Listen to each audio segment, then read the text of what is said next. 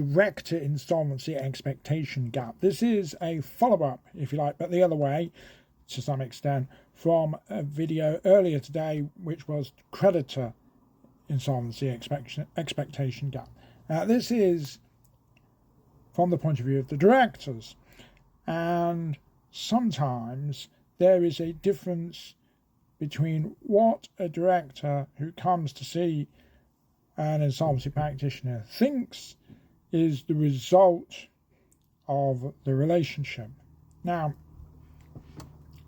ultimately, we're talking primarily if a company is going into something like insolvent liquidation, which will be by far the most common sort of insolvency procedure for companies. So perhaps the most typical will be what's known as creditors' voluntary liquidation. And a great number of companies, which are small SMEs, trade probably a bit further than they should, in the sense that many of these companies will consume virtually all the assets until they literally cannot trade any further. All the cash will be gone, all the assets, we realise. And very often there'll be a situation where the director has no choice, and they've left it rather late in the day, perhaps too late in the day, and they come and see somebody like myself to put the company into creditors' voluntary liquidation. And because the company's got no assets in many instances, what will happen is the director will personally, albeit the fact they're not personally liable to do this, they will very often find it beneficial, what they want to happen, and for them personally to pay for the costs of putting the company into liquidation. Now, if there's no assets, or there's next to no assets, then very often that will be the only fee that an insolvency practitioner will obtain, because if there's no assets, even though there is still work to be done once the company has been placed into liquidation and the liquidator has been appointed, if there's no assets, then there's nothing typically for the liquidator to be paid in the post-appointment phase. But the director, although not liable personally, will still have to pay to put the company into liquidation, and that money has to come from somewhere.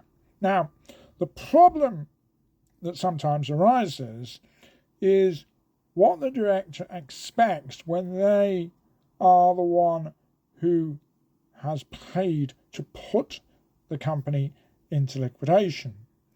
And what's important to emphasize in this, what I'm referring to as the director's expectation gap, or the director's insolvency expectation gap, is that the director is, in those circumstances, paying for the company to be placed into liquidation. That's all they're paying for. They're not paying for anything else in that type of situation and that setting. But it doesn't nevertheless change the fact that some people may expect something different.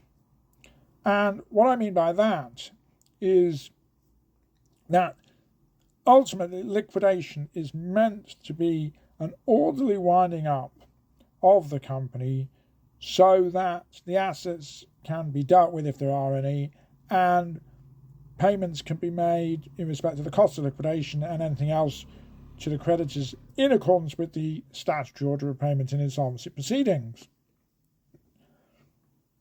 Now, that is different from, ultimately that is what liquidation is about. That's what has to happen. But there will be, and that obviously sorts out the company, and then eventually the company can be dissolved and struck off when the liquidators completed their work.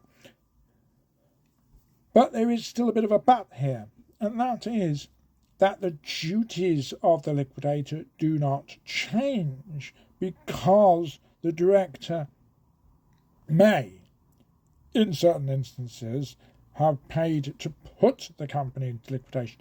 And the duties of the liquidator wouldn't be any different at all if the company had paid to put the company into liquidation. The only difference is that the amount of money the director is owed by the company might go up, or if they owe the company money at the point of liquidation, it comes down by the amount that they have paid an insolvency practitioner to put the company into liquidation.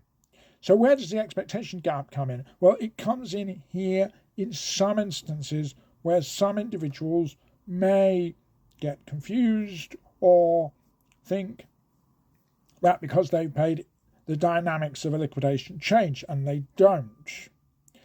Ultimately, what I'm coming to is the point of if a director is guilty of misconduct, or if they've breached their duty, or there's been wrongful trading, heaven forbid, there's been fraudulent trading, all these sorts of things that can come into the mix. Now, simply because a director has put their hand in their pocket to put the company into liquidation in this hypothetical scenario, which does happen quite a lot in the smaller cases, does not mean that the duties of the liquidator in any way, shape or form change.